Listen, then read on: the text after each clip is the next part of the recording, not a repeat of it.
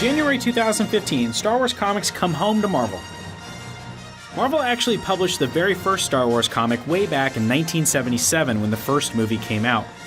The first few comics were an adaptation of the first film in the trilogy, Episode 4, A New Hope. And then the comics functioned as the continued adventures of the core characters. That was until Empire Strikes Back came out. They adapted that film, incorporated it into the story the comics were telling, and did the same for Return of the Jedi. All in all, Marvel published Star Wars for 9 years before it was canceled in 1986.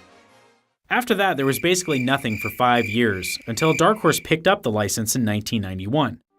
Dark Horse was an up-and-coming, independent comic book company that had made a name for itself publishing creator-owned and licensed comics based on film franchises like Aliens, Predator, and Terminator.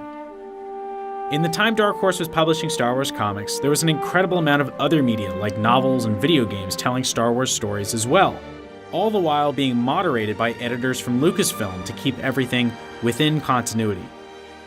Comics published by Dark Horse comprised a good deal of what was known as the Star Wars Extended Universe. Meanwhile, after Disney conquered the family and female markets, they started looking at world domination, and that meant going after the elusive 14 to 34 male demographic.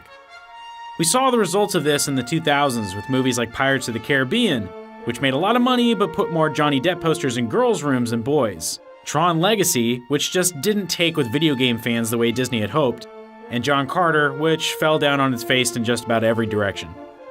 After enough failed attempts at going after the male market with their own cultivated brands, Disney just said f*** it and bought 2 companies that had a strong foothold in that demographic. They bought Marvel Entertainment in 2009 and Lucasfilm in 2012.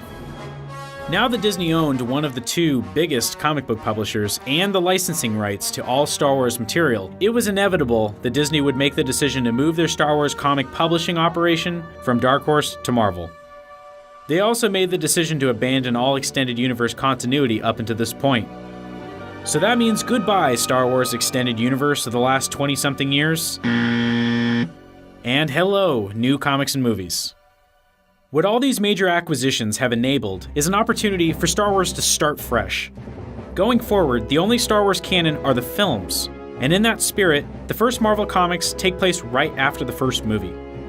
Marvel is starting with 3 titles: a Star Wars ongoing, written by Jason Aaron with art by John Cassaday, a Darth Vader ongoing, written by Kieran Gillen with art by Salvador Larroca, and a Princess Leia miniseries, written by Mark Waid with art by Terry Dodson. The relaunch of Star Wars comics at Marvel is a great opportunity for fans to get in on the ground floor of a comic book dynasty that could go on for years. Seriously, if you've ever been a Star Wars fan, this is not something you want to miss.